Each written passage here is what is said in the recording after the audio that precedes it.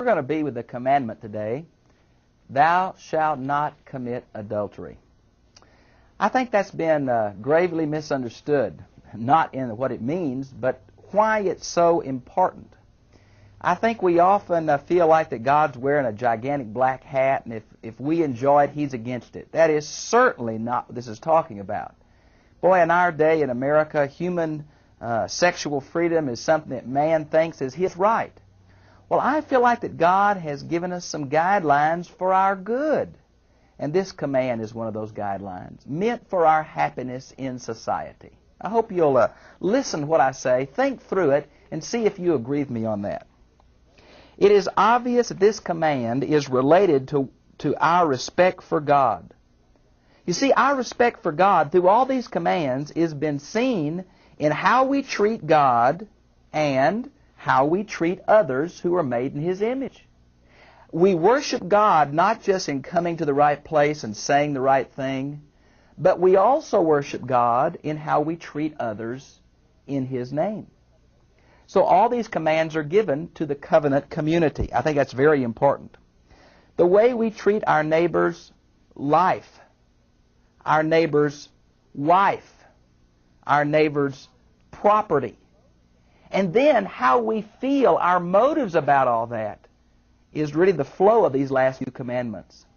It's giving us appropriate guidelines for how covenant men ought to live together and what their true attitude ought to be.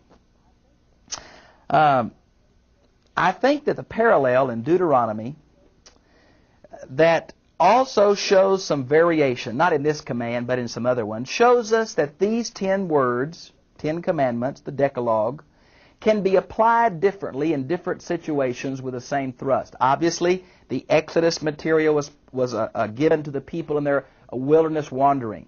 But the Deuteronomic material was given as they're about to become not nomadic, but settled as they crossed into the Promised Land. I think it's appropriate to interpret these in light of our day and still say, thus saith the Lord.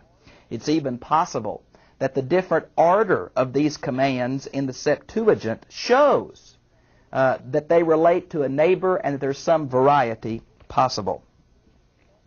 As with the commandment to respect our parents, gave a promise to a long and stable society, I think this command related to the sanctity of marriage, to the godliness of the home, is going to be a key and a pillar to a stable society. Those societies that choose to abuse parents, choose to abuse sexual fidelity, will find themselves in great, great straits in the history of man. Oh, that's scary for us, isn't it, friends? Yes, it is. This command also implies God's ownership and control of our sexual and family lives. You see, it's not just our body, I'll do with it what I please. Our body is given to us by God. We are stewards of our body as well as of our family and of our passions, and how we control them and limit them says something of our love and maturity in the area of faith. This command seems to have been based on Genesis 2:24, as the fourth commandment seems to have been based on Genesis 2:1-3. So obviously God not only gave Genesis to Moses as a background of the human condition, but also as some theological guidelines for how God wants man to live. Now, it's obvious that the major word study we have to do in this brief little passage is the word adultery. In the Old Testament, there seems to be a distinction between the Hebrew word for adultery and the Hebrew word for fornication. Adultery means that either the man or the woman involved is married. Fornication means that the two partners, neither one, are married. Now, by the time we come to the New Testament, the Greek words seem to have lost that distinction. And so porneia, we get the word pornography from it, the Greek word, can mean sexual abuse of any kind. Okay? Let's see. If you want to see the concept of fornication, it would be the warnings against a young man joining himself to a harlot. You might want to see Proverbs 29:3, Proverbs 21:3, and Proverbs 1 through 9 really warns young men about this danger. Now, I think it's important that we see that the reason this truth is emphasized is because of the inheritance rights of ancient Israel. And I want to explain that. Making love is the normal, acceptable, biological way that God has created us and chosen us to continue the race. And He has made our bodies in such a way that it's an enjoyable experience for us, and it's a very strong drive within all animals, including man. But I think it's important we see that God is not putting some taboo on this physical act, but because man is uniquely related to God, all of man's life has a religious aspect. That's true of our sexual life too. It's not that making love is some kind of horrendous sin, but uniquely in the Old Testament, the inheritance rights were involved in this. Think about God's promise to Abraham in Genesis 12, 15, 17, 22. And a promise of a seed and a promise of a land. Now, I think it's important we realize that the Jews, when they allotted the different tribal allocations just before they crossed over the Jordan into Joshua, the book of Joshua, the conquest, that every tribe was getting certain land. And it became very important in ancient Israel that a man had descendants to keep the land in the family. That's what Levirate marriage is all about. That's what the year of the Sabbath year is all about. That's what the year of Jubilee is all about. The land reverted to its original owners. And therefore you can see how adultery would so mess up that. The land it'd be hard to go back to the original owner when you didn't know who the original owner was, because adultery complicated it. So I think it is a sin because it's out of the bounds that God has given us. I don't think it's the unpardonable sin. I don't think it's a sin that mars you for life. I do think it's a sin. I think it has consequences in our family, in our personal life. It'll leave scars. It's not the will of God. And because our day, we're bombarded with these commercials and emphasis on everybody's doing it. It's not so bad. It is. Now, it's not bad because the physical act is so horrendous. It's bad because of what it does to interpersonal relationships. It's bad because it treats people as things, as objects for personal gratification. And it's bad in this original context because of the inheritance emphasis of the Jewish people. Adultery was culturally condemned long before the Mosaic legislation of Exodus 20. If we go back to the book of Genesis, particularly Genesis chapter 12, verses 10 and following, Genesis 20, verse 11 and following, Genesis 26, verse 7 and following, and Genesis 39, 9, we see that this was thought of as a sin not only among the Hebrew people, but among the surrounding Canaanite people as well. And that sometimes God's patriarchs, particularly Abraham and Isaac, in trying to say their wives were their sisters, really caused some other kings, be it the Egyptian king or the king of the Philistines, Abimelech, to be appalled at the level of their morality. It seems that adultery is not only, it has three different focuses, and think about this. In the context of Exodus 20, it's a sin against one's neighbor. You might want to see Deuteronomy 5:18, which is the parallel. These three very sharp little commands, 2 Hebrew words each, are basically focused about our neighbor and his rights. It's also a sin against marriage, and I wanted to read that. That's in Exodus chapter 18, verse 20. Exodus 18:20. And you shall not have intercourse with your neighbor's wife to be defiled with her. There's something about that's not that sex is defiling. Please don't get me wrong. Boy, I'm pro-sex. I like it. It's great. It's godly. He thought of it. So sex is not defiling. It's the fact that you took your neighbor's wife, and somehow in that process, she was defiled, that causes a real problem. It's also a sin against God. That's obvious from Genesis chapter 20, verses 1 through 13, and Genesis 26, verse 7 through 11. It was so serious that this was punishable by death. I want to read a couple of examples of that, if you let me. You say, well, why was it so serious? Not because the act was that, it was the inheritance rights. Listen to this. This is Leviticus 20, verse 10. If there is a man who commits adultery with another man's wife, the one who commits adultery with his friend's wife, the adulterer and the adulteress shall surely be put to death. And then think also of this one, if you would. Deuteronomy 22, verses 22 through 24. Listen to this one now. If a man is found lying with a married woman, then both of them shall die, the man who lay with the woman and the woman. Thus you shall purge the evil from Israel. If there is a girl who is a virgin engaged to a man, and another man finds her in a city and lies with her, then you shall bring them both out to the gate of that city, and you shall stone them to death, the girl because she did not cry out in the city, and the man because he has violated his neighbor's wife. Engaged, but still considered neighbor's wife.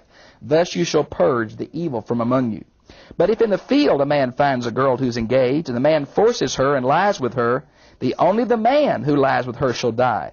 But you shall do nothing to the girl. There is no sin in the girl worthy of death.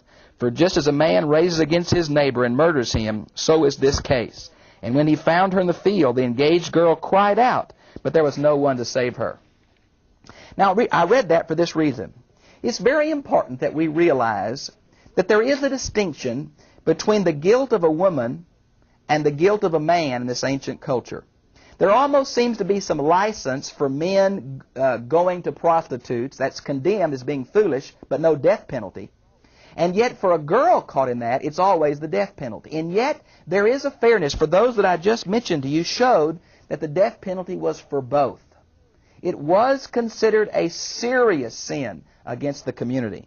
In Ezekiel 16:40, it's used in a metaphor sense, but still used. Israel was considered to be going a whoring after other gods when she went after them. Now, I want to say there's some strict warnings found in Proverbs chapters 1 through 9, and you ought to notice those. Now, I want to deal briefly with the relationship to the New Testament. Jesus, in quoting Leviticus 19:18, which basically says we're to love our neighbor as ourselves, sums it up in Luke 10:27, Jesus does, by quoting Leviticus 19:18, where our actions toward our neighbor, in a real sense, determine our attitude toward God. And the whole law can be summed up, Jesus says, in loving God with all our heart, soul, mind, and strength, and love our neighbor as ourselves. These 10 commandments show that the treatment of others reflects our understanding and love for God. That's why Jesus can use this as a summary verse for all the law and the prophets. And I think these verses are related in their original context primarily to our covenant neighbor. This is also one of the examples that Jesus used in Matthew 5:28, the Sermon on the Mount. And he places an emphasis on the motive behind it. Several years ago, President Jimmy Carter did an interview for Playboy magazine where he discussed that he had lusted in his heart several times after women. Everybody was shocked and appalled and said, oh. And I think it was somewhat dumb for him to do an interview for a magazine like that. But I personally appreciated his honesty. For I think there is characteristic in the strong sexual drive within human beings. There is either fantasizing before or after marriage. And I think the problem we have to find in that is not in the imagination being the evil, but the Jews recognized that the eyes and the ears are the seedbed of the heart. Proverbs 23:7, as a man thinketh in his heart, so is he. If we're always consumed about wanting to be sexually with some other person, it reflects what our heart's like, and usually what our heart's like is going to work out to our hand. So Jesus put the real problem not in the act, but in the motive. Just a sideline here. He raised the level of intensity of the true interpretation of the Ten Commandments from acts to motive, and thereby put it beyond the reach of all fallen man. Therefore, I think this is where we see the beauty of this, in that 2 Corinthians 5:21, God took him who knew no sin, made him to become a sin offering, or sin, that we might become the righteousness of God in him. He raised the level. Then he fulfilled it in himself and gave it back to us as a free gift. Oh my. As a man thinketh in his heart, so is he. And the Bible has accurately said of us, as in the days of Noah, man's heart is on evil continually. This is one example of that. The Sermon on the Mount, like the Ten Commandments, undercuts every moral stance of man and shows us our need for salvation and redemption. The 10 words are also interpreted by Paul, particularly in Galatians chapter 2, verse 15, through chapter 3, verse 29, as bringing man to the place to recognize his spiritual need of God. Therefore, the 10 words and the Sermon on the Mount are like schoolmasters that lead us to Christ. That's a very important understanding, I think. Now I want to come to a couple of modern applications that I hope will be helpful. Sometime in these 10 Commandments, I hope I've said some things that have caused you to think and analyze what you've always heard. Because these commands are so brief, sometimes we interpret them in very cultural ways without looking at their original context. And sometimes we look at their original context so much we forget they have to apply to our day. I hope that you'll pray and study these and walk in the light that you have. Maybe my comments will be more to stimulate your thought than to be dogmatic guidelines for me to try to give to you. Marriage is possibly the best modern analogy for a lifelong faith commitment in God's name. It is our best chance in our culture to understand the realities of the Old Testament covenant principles. In Malachi chapter 2, verse 14, it talks about stay with the wife of your youth, your covenant partner. I think it's real important we see that when we in God's name make a promise to someone else, we don't know them completely. We don't know them. We don't know all the problems we're going to face together. But because we've made a commitment, we follow through with that. Isn't that what God has done for us? And maybe the fact that as we are unfaithful in our marriage vows, and we can understand culturally what that means, because maybe if we haven't done it with the act, we've done it with the mind, with the heart, then we can understand something of the religious analogy about what it means to be faithful to God. I think that's very important. Our respect for our mate in all aspects includes human sexuality will help us understand the thrust of this verse. Even in marriage, we can abuse our partner if we see them just as objects to gratify only our own desires. Adultery can even happen with someone who's married when we treat people in ways that do not reflect their preciousness to God and their worth as an individual. Marriage that is stable and characterized by loyalty is one of the major pillars for the strength and stability for a society. God help us, we can see the shakiness of American culture when it comes to the commandment about honor your mother and father, and when it comes to the commandment about do not commit adultery. God help us, morning television is nothing more than a series of perverted sexuality that are just scarfed up as vicarious sex sins by the vast majority of American culture. We lust after sexual experiences, not knowing that in Christ, in God, one man, one woman is the greatest sexual experience we can have. It needs to be emphasized that human sexuality is a gift from God. It was His idea for man. He created us sexual beings.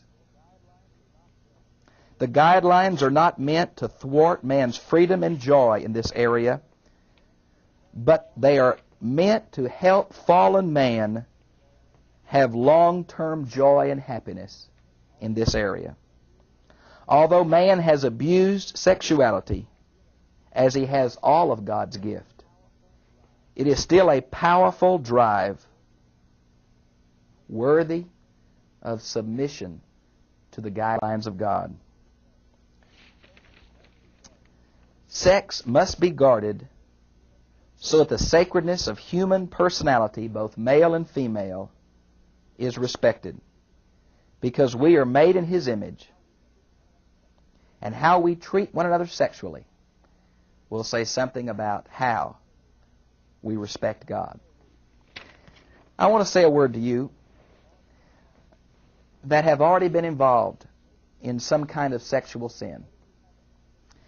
Maybe you haven't committed physical adultery with your body, but you have with your mind.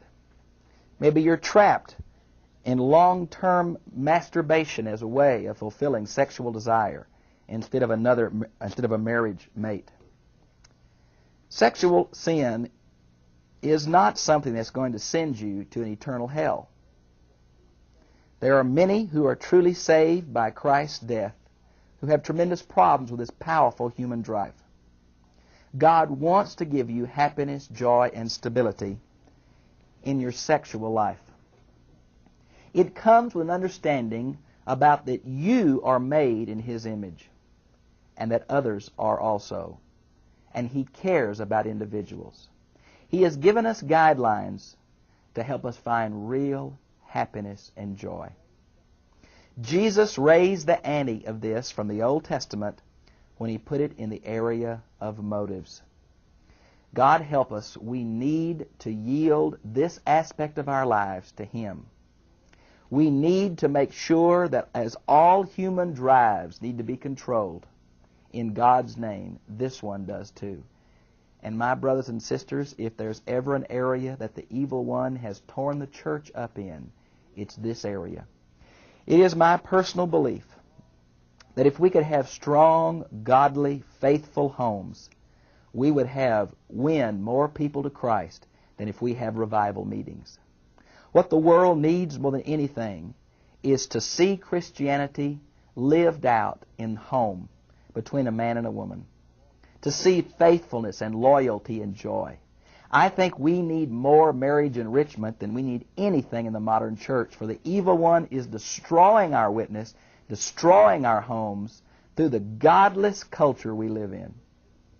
If we could ever see that this commandment is just one aspect of the iceberg of human sexuality, and when Jesus speaks about the lust of the heart, He's really saying about something that all of us need to work on and give to God in faith. My friend, God can forgive you. He can wash you white as snow. He can restore your home. He can bring you and your spouse together again in joy that you've never known, if you can just turn this powerful area of your life over to Him. Two books that I want to mention that have helped me tremendously in the study of these 10 Commandments. One of them especially, called The 10 Words by Roy Honeycutt. I think it'll help you to understand these commands and how they apply to your life. I hope you'll get this little book. It's put out by Broadman Press, and I think it'll be a blessing to your life. A little more technical book is called The Book of Exodus by Childs. It's put out by the Westminster Publication. It is a very technical book. It's in a thing called the Old Testament Library Series. Childs teaches at Union Seminary, I believe. But this book has helped me more in Hebrew word studies, in understand the original context. And I want to say, just like the command on thou shalt not murder had to be understood in its day and then applied in a wider realm, this command must be understood in its own day. Inheritance rights is the problem. But the universal truth applies to our day. And I think this little book, the Book of Exodus by Childs, Childs, will really be a help to you. Well, I know these things are hard to talk about. I hope I haven't embarrassed you. I haven't meant to. I think we ought to talk about sex more openly, its abuse and its joys. I think if we could, we'd understand that God's people are hurting in this area, that God's people are tempted in this area, but that God's people also have experienced joy far beyond those who do not know our Christ. the Ten Commandments are for a redeemed community. We need to respect our neighbor. We need to respect our mate. We need to respect God in them. And society will be a happy place to live. Well, I've really enjoyed being with you, and I'll see you again, same time, same place, next week.